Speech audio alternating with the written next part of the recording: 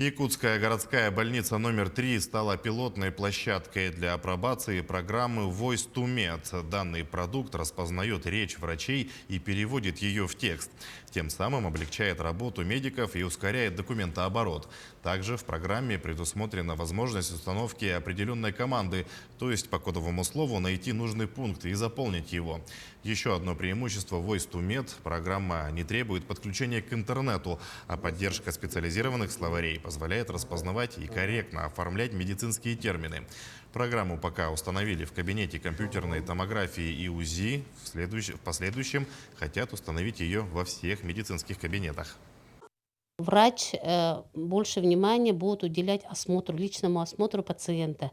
Вот смотрите, да, врач будет ходить с наушником, будет расспрашивать, говорить, и в это время он будет осматривать пациента.